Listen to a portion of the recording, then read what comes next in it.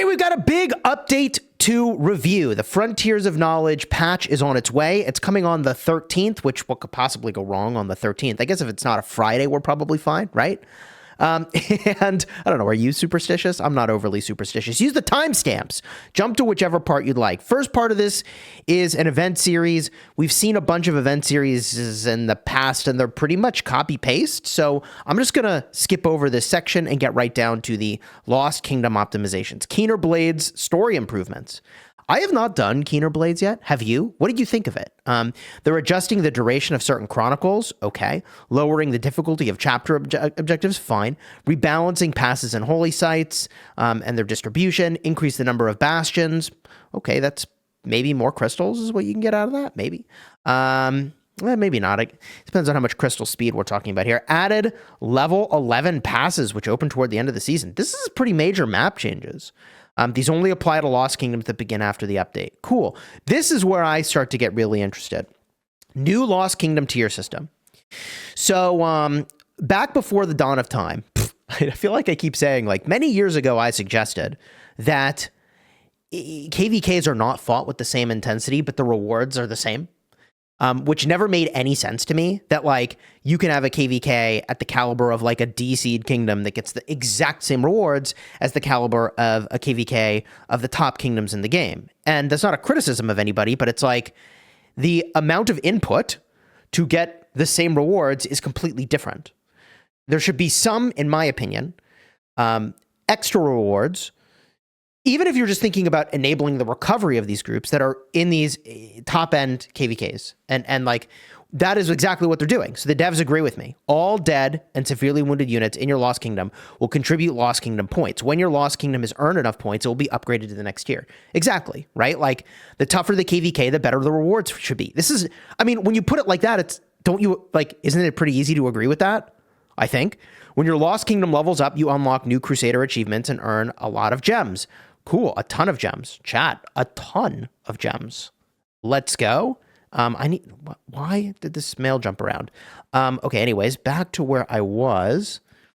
Ton of gems. Here we were. Maybe. Yes. In addition, the Hall of Heroes unit return rate will be increased. Huge, right? Like, look, I feel like such a broken record, but like, you can't make the time in between KvKs as fun as KvKs are. So stop trying to do that and just get us into KvKs faster. So a higher unit return on dead troops is a W. This is all a W. Great choices made by the devs here, as I pat myself on the back. Pioneer testing for Lost Kingdom optimization. Crystal technology rework. In the new Crystal Technology system, unit capacity technologies are unlocked earlier, allowing governors to bring their full force to bear in earlier battles. Awesome. The new Crystal Technology system will allow you to focus on your strongest units. You'll be able to invest your crystals in the unit type you prefer. Big W. Some quality of life technologies will be introduced, such as the ability to summon a rune of your choice. Big W. Or quickly return defeated troops to your city. That actually is a huge combat advantage that opens a bunch of strategic possibilities. I will say of this that in Call of Dragons, runes last for 8 hours, the buff, after you get it. I don't know. I feel like that's a pretty easy change that I would just make.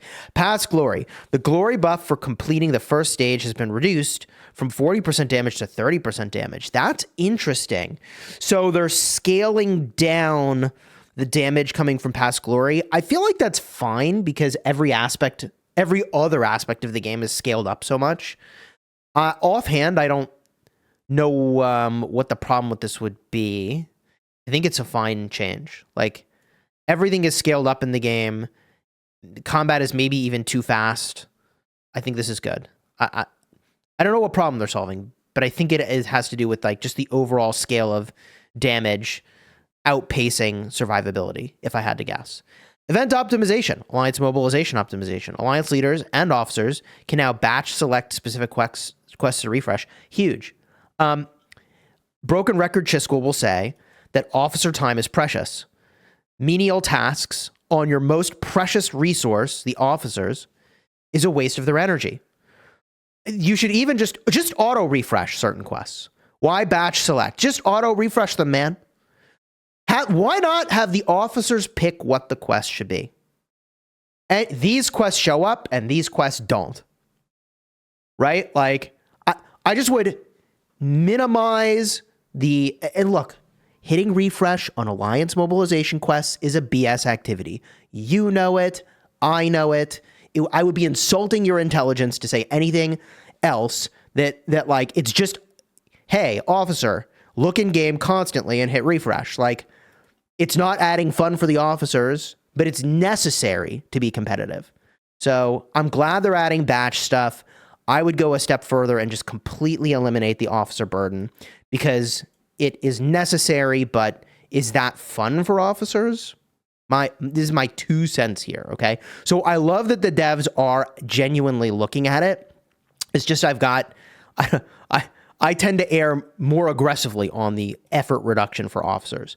And they're replacing train tier 5 unit quests with gain power by training units. Okay, I don't know.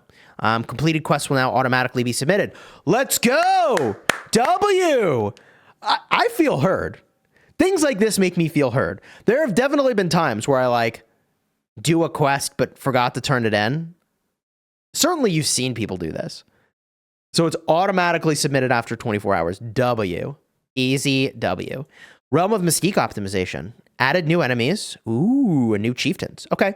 I feel like the general level of gameplay in the community is getting better and better. I often wait till the last minute to do this because I'm the idiot. And so I end up doing pickup groups. Shout out if you've been in one of those groups with me, especially if you're an Alliance member who's like, I've done it already, but I'll join you. And then you do it with me anyways. I appreciate you. But I found the average level of competence has improved very meaningfully in this game mode. So that's a W. I think we are at the point where they can like add variation and people will catch up. It is funny. Like you take a mobile gamer and you put them in a pickup group and you better not bet your life on it because, man.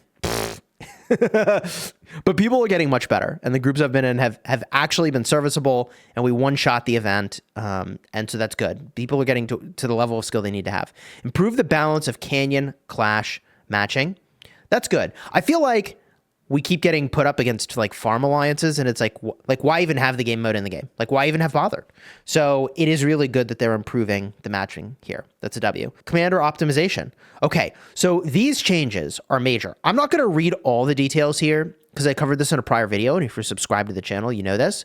But they're moving Takeda, Cyrus, and CJ, and Bertrand to Season 2, and they're adjusting CJ and Bertrand to have a new skill set. And Archer players have understandably like lost their mind because they're like, bro, I went all in on the healing synergy, and now what happened to healing, right? Cyrus isn't turning into a healing, true damage commander, and I think true damage is going the way of the dodo, the dinosaur. It's going to be gone, and so I wonder if the devs even know what they're going to give to archers as the mechanic yet. So maybe they do, maybe they don't, and they just haven't.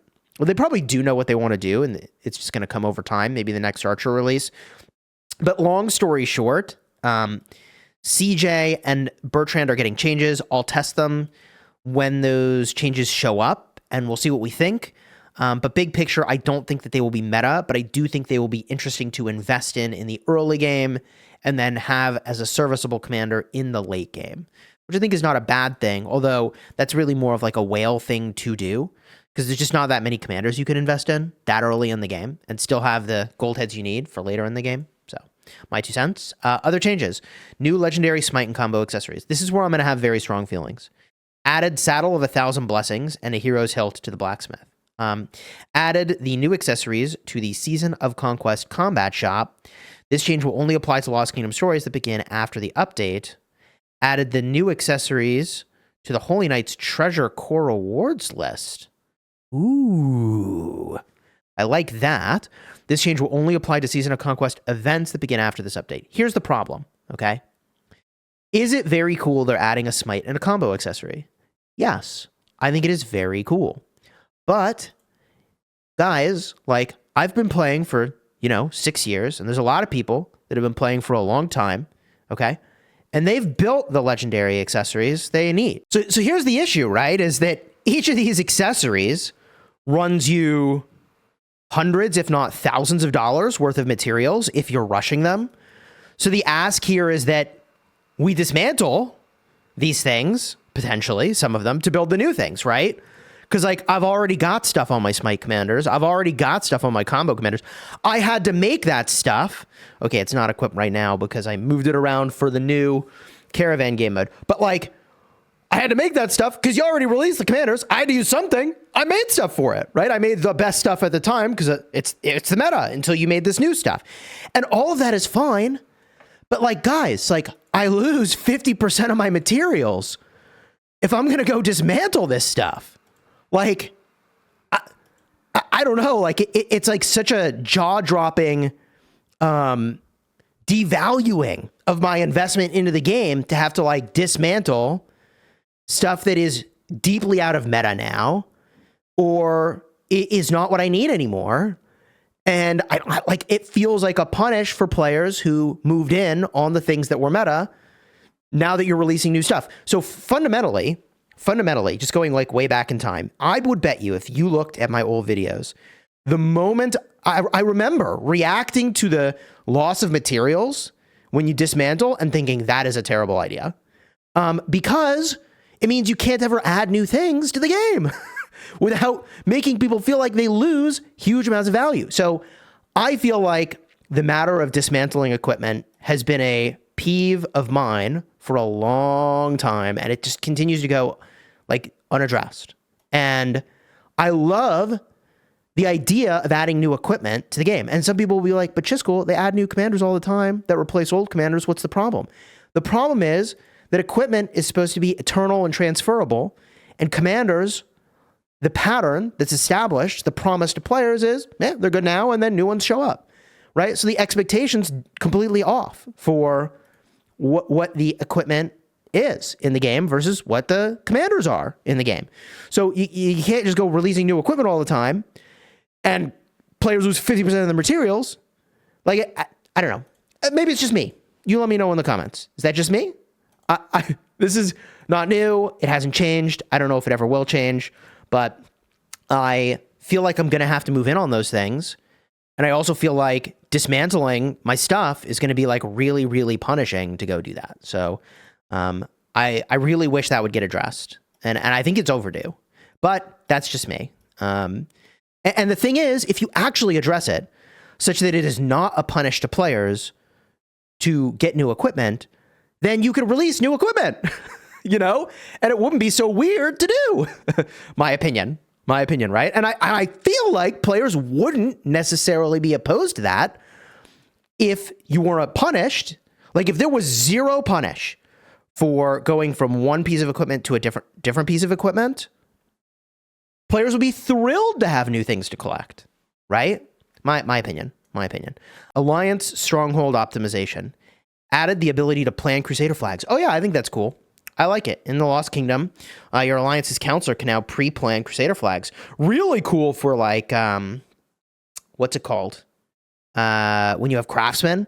Really interesting if you have craftsmen and you're building into, like, Kingsland. I wonder, like, what happens if there's, like, people standing where your flag is going to go. Like, they weren't there when you planned it, but then they are. If they move, will it auto build? It like is going to take away some of the weirdness of, like, trying to build a flag and frantically hoping your enemies step away from where you want to build. And I don't think that's a bad thing, because, like, I don't know, whatever. Onward, the Armament Transmutation Guarantee system. If you've locked a combat attribute, attack, defense, health, march speed, damage, etc., continuing to transmute an armament will trigger the guarantee system. Every 10 transmutations, you're guaranteed to receive an attribute of the same unit type as one of your locked attributes. Every 30 transmutations, you're guaranteed to receive a 2.5% plus attribute for the same unit type as one of your locked attributes. Let me tell you a story. Actually, let me finish this. Hold on. After the update, governors will be compensated. This is good. I gave this feedback. It did not say this before. But now they're saying after the update, governors will be compensated with transmutation crystals based on how many they've spent. This is critical. This is essential. This is absolutely essential, because I can tell you on my restart account, I think I spent literally every single transmutation crystal I have ever earned on one armament, and I have transmuted more than 70 times now to try to get just one or two stats. I'll show you the armament. I will show you the armament. 70 times. And I did not get it. Okay? And I did not get it. Okay? So, by the way, my restart account does not have unlimited crystals to be transmuting. Okay? It does not have unlimited stones to be transmuting. So, like, what am I supposed to do as a player? I'm literally just getting absolutely dumpstered. Right? And that's objectively what has happened for this armament. Every single crystal I have. Okay? And this is where I landed. I could not get better than 1.8 defense, and I could not get anything over here. So this is the transmutation I'm doing. Okay? And I did it like 70 times. 70. So the reason I'm mentioning this is that, yes, like I think this system has been, I mean, look, it's changing. So it's obviously been inadequate. The way they're changing it makes it much better, much better. It's a great change. I believe I suggested it a very long time ago. So it's a great change, but like, there's got to be compensation for the people who, especially the people who got wrecked. But like, yeah, the reason I say there's got to be compensation is it's got to be the equivalent of, it's like our bad. Let's do that over, right? Let's do over. Okay. This is how it should go. It went one way. It shouldn't go that way. It should actually go like this. Do over. And I think that is why the compensation is critical. Now, from what I've seen from chats, I'll put it up on the screen. Shout out to GV77 and the folks that shared it there. But I think it was Shatterstorm maybe who shared it. Anyways, they reached out to support and asked, well, what's the compensation going to be? And it sounds like it's going to be for every 3 crystals you used, you get 1. Which, like, I also used a lot of stones. And all along the way, I just got wrecked. I don't know. I don't know what fair compensation would look like. But I can say that I think it is absolutely necessary. And, like, the fact that I put so much in that one armament, like, it just takes all the wind out of my sails, man. When I'm just getting, like, wrecked over and over. And, you know, some people just get really lucky. Like, I got really lucky on a couple armaments. But the whole point of pity systems is to minimize bad outcomes. And I think it is absolutely critical that these outcomes get minimized. I still kind of feel like, is 30 transmutations, like, is that still way too many to get a 2.5 plus? I don't know. You let me know in the comments, all right? Quality of life improvements. Adjusted the thickness of march path lines on the map to make them less distracting and obtrusive. Dude, huge. I am not using the new graphics because I can't see what's happening on the screen. I literally cannot interpret what's on the screen because these lines are so big. I can't tell where my allies are. So this is a W. And I feel very heard. Like, I know I'm actually erring on the side of ranting a little bit, maybe. I don't know, ranting I feel like is a little bit unconstructive. I feel like I'm being constructive, and I'm not being unfair either. So it's a W. This is a huge W. Added search and return switch setting. If enabled, the search button will change to a return city button whenever you select a troop, mobile version only. Ooh, yeah, I feel like I'd have to think about this more carefully and see it in action, but I think this might be solving the problem of, like, trying to control your troops on mobile is not as good as PC. And specifically when you're fighting in the open field, one of the tactics is to click onto territory. And if you can't click on territory, you teleport your city onto territory and you hit to return your troops to your city. And the secret there is that when you're marching onto territory, your troops go faster. So you don't even need to be physically on the territory. You just need to target your territory and you march faster. So you can't do that on mobile, obviously. And I think they might be adding a way to do that, which is actually a game changer for mobile. Like, deeply addresses an inadequacy of mobile competitiveness, which is a W. I mean, this update note is full of W's. And obviously, like, you can hear my frustration over certain things. It's amazing that they're going and they're fixing this stuff. Like, this is, you know, in my opinion, like, these are things that need to happen and they're happening, which is awesome. Okay. Where was I? Oh my god, I'm just like scrolling everywhere here. Okay, there's transmutations. There's the line thickness fix, the switch thing. Optimize target selection in battle. Even when quick command is disabled, hold and drag commands will still consider which attackable targets you've selected. Quick command and attackable targets can be configured in the settings. I'm not sure I'm understanding what that is offhand. I'm going to have to see that in action. Title scheduling optimization. Added an option for governors to give up their current title. Cool. That's good. That's good. Basically what happens is like you schedule a title, but you could be done early, but it's locked onto you. So that's great that you can say, hey, I'm done now. I don't know if people will do it, but I think the ability to do it's awesome. There'll be a learning curve, I guess. You can now set a City Hall level requirement in the title reservation system. Awesome. Adjusted the wait time for a title to take effect when applying for a time slot. Okay. Added the spin ticket item to Season 2 Wheel of Fortune. All right. Added the option to block governors by searching for their nickname or ID. Adjusted the background color of some icons. Has no effect on the what they do. Okay. So all in all, I think a lot of W's in here, and I'm hyped about it. I do strongly feel like if you want to do cool stuff with equipment and like everybody wants that, the punish needs to go away on dismantling. And, you know, I've made that argument like a gazillion times and it still works the way it works. So like, I don't know. But I feel like suggestions I've made many years ago are seeing daylight and like are awesome. So I'm feeling very good about it. And I'm feeling good about the direction of the game. Yeah. Oh my gosh. Yeah. I can't hide my frustration over this armament. I can't. I want to, but I can't. I actually just can't, man.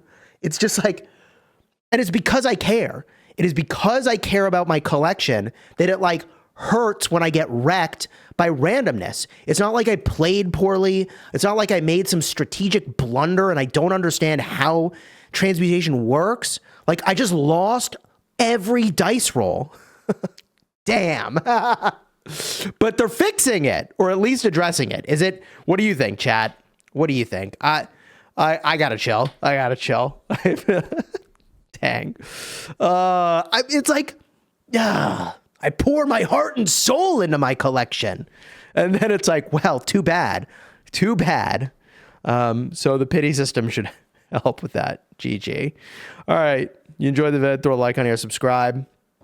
And you want to see prior vids where they teased these ideas that are now in the patch, which is really cool. Card will be over here. All right. Until next time, you have fun, smash your enemies. Take care, everybody. Oh, and big pass opening on my main account tomorrow. Should be pretty exciting.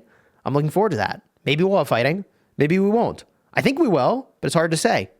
So subscribe. I'll stream it.